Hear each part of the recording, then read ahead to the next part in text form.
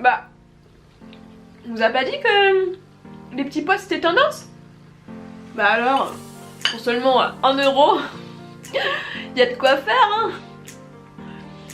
Non, sans rire. Bienvenue sur ma deuxième vidéo. Je sais, je porte un bonnet, un col roulé et on va faire quoi? On va parler des tendances printemps-été 2019. Ça n'a rien à voir, mais c'est pas grave. Je sors de la grippe et on s'en fout. Là. Et en fait, du coup, on va se faire une première vidéo tendance et une deuxième vidéo qui sera là d'ici peut-être 2 mois, je pense, où je vous montrerai les lookbooks que j'ai fait avec les tendances que je vais décrire tout de suite. Bam bam bam riba. Première tendance, c'est le petit pois. Le petit pois, voilà, princesse au petit pois, pour ceux qui connaissent. Non, en fait, c'est une tendance qui était déjà hyper présente l'année dernière, mais avec seulement 2 couleurs, c'est même pas des couleurs, le noir et le blanc. Personnellement, je n'ai pas craqué l'année dernière sur cette tendance-là parce que je trouve que le petit pois, c'est pas facile à porter. Je sais qu'il y a des nouvelles couleurs qui sont sorties et tant mieux, ça fait du bien de voir un peu de pois vert ou de pois jaune. C'est super, c'est cool, mais moi je ne craquerai pas sur ces pièces-là. Je pense que j'irai chercher une jupe longue blanche à pois noirs. Voilà, c'est dit. Ou une robe complètement longue, fluide. Il faut que ça soit fluide pour moi, je vois pas autrement parce que j'ai du mal avec le pois, j'ai du mal avec ce motif. De manière, tous les motifs qui sont trop étoiles, pois, je sais pas pourquoi, je me vois pas dedans. Donc, premier grand challenge. Deuxième tendance, les gars, qu'est-ce que c'est? C'est le vert fluo. Le vert fluo.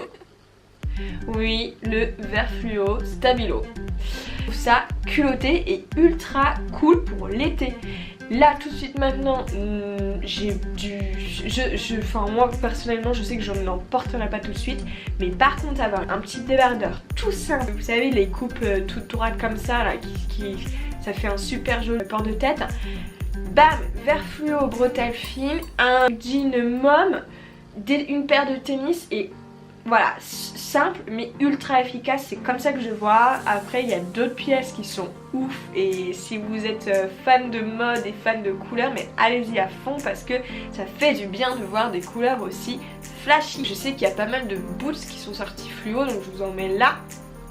Il y a aussi des espèces de manteaux, mais bon ça... Après je suis pas forcément fan d'acheter des grosses pièces tout de suite sur des tendances comme ça, ou si au final vous aimez pas, bah, vous allez regretter d'avoir payé 100 € une grosse pièce, alors que vous pouvez peut-être prendre un petit débardeur à 10 € et faire une tenue canon. Ça me fait beaucoup penser au Kylie Jenner, notamment il y en a une qui s'était fait faire une couleur verte là au niveau des cheveux. Troisième tendance. La troisième tendance c'est l'imprimé léopard. En fait c'était quasi sûr, ça nous a suivi tout l'hiver, mais ça a commencé si vous vous souvenez bien cette année, fin de l'été. Et je trouve ça encore plus canon en fait l'été que l'hiver, le léopard, parce que on le mélange avec du blanc. Les maillots de bain léopard, je trouve que ça fait wild, c'est super canon. J'ai déjà des pièces léopard, j'ai déjà un maillot de bain léopard, une mini jupe en jean. Si je devais retrouver une pièce, je pense que j'essaierais de retrouver un nouveau maillot de bain, peut-être un taille haute, je crois que c'est tendance en ce moment, un très échancré au niveau du bas, enfin voilà. Franchement c'est une tendance que je vous conseille à fond, c'est facile à matcher. Tant que vous restez dans des couleurs neutres à côté du léopard, c'est-à-dire que vous avez blanc, beige, le noir pour l'hiver, enfin allez-y quoi. Et oui, j'ai oublié pardon, avec cet imprimé léopard, il y a celui qui a été aussi l'automne, je crois qu'il est sorti en automne et qui nous suit tout cet hiver et qui va nous suivre aussi cet été, mais du coup sur les maillots de bain, c'est le fameux imprimé foulard.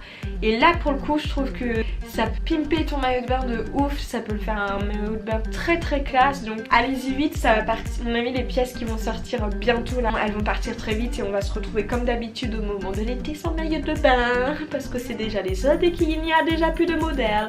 Alors faites attention à ça cette année, je sais pas pourquoi je prends cet accent. Allez, les 4 fantastiques, non c'est la 4e tendance, c'est l'effet patchwork.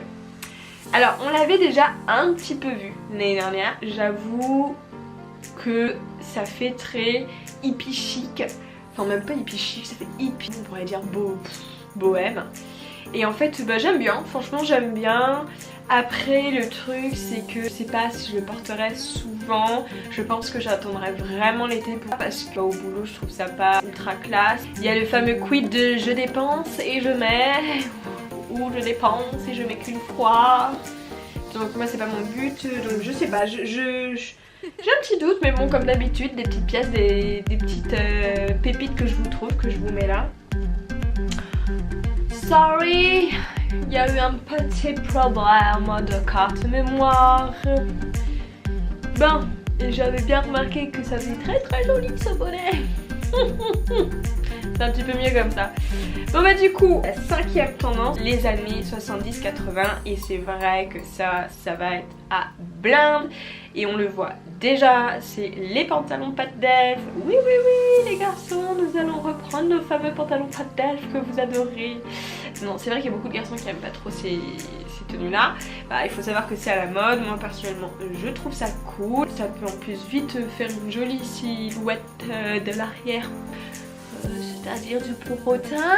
C'est que c'est un look que j'ai envie d'adopter, c'est le pantalon donc patte d'elfe hyper classe avec juste un crop top. Voilà, un crop top, mais le crop top de vacances. Dans les années 70-80 on a aussi le velours. Je pense que ça va quand même être là et beaucoup plus pour le printemps peut-être que cet été, mais en tout cas le velours avec les grandes vestes pour quand vous allez sortir au premier rayon de soleil sans avoir une grosse doudoune ou un gros manteau d'hiver. Voilà, la petite veste en velours, blazer hyper longue, c'est canon avec des talons derrière, enfin en jean brut clair, trop beau, trop beau, voilà.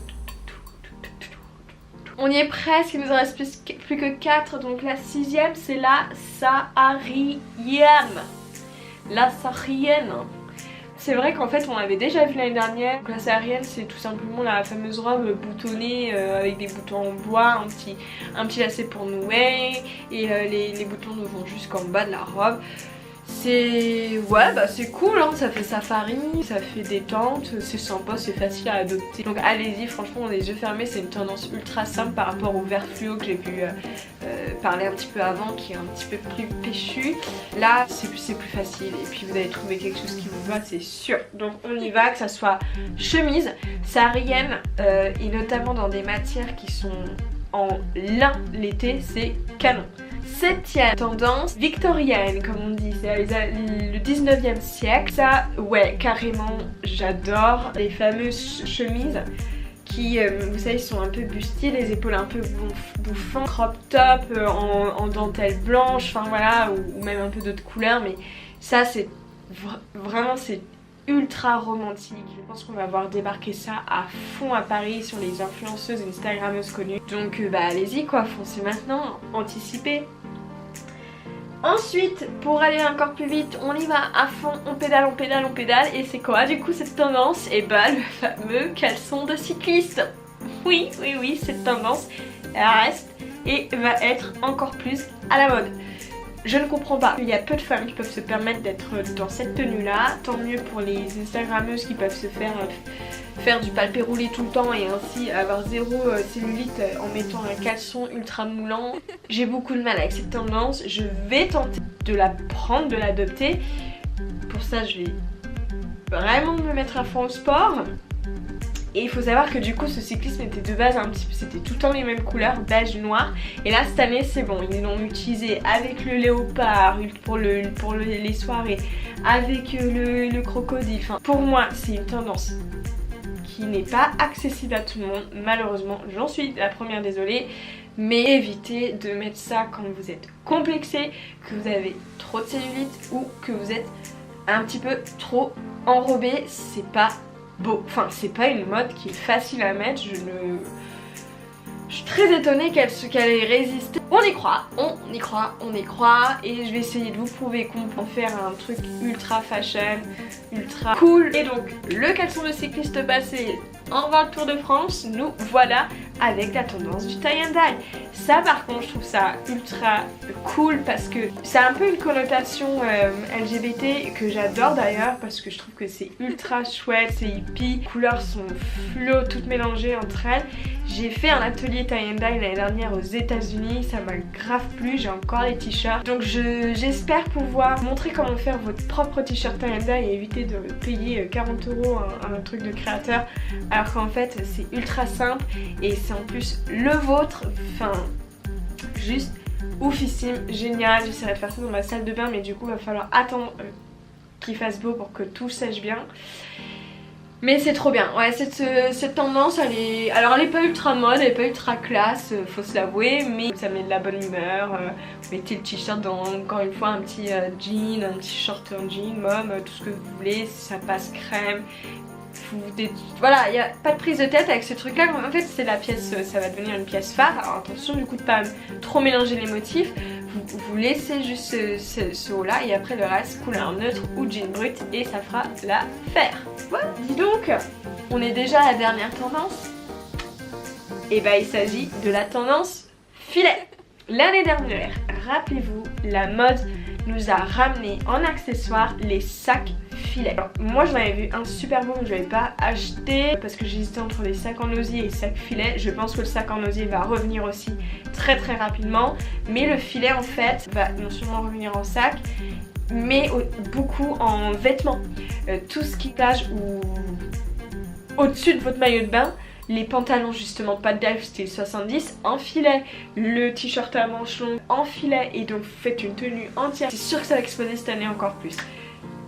Et bah écoutez, moi je trouve ça pas forcément moche, en tout cas ça peut être vite joli pour si vous êtes en couple pendant vos vacances idylliques à la plage, tout le monde en rêve, surtout moi, j'aimerais bien partir.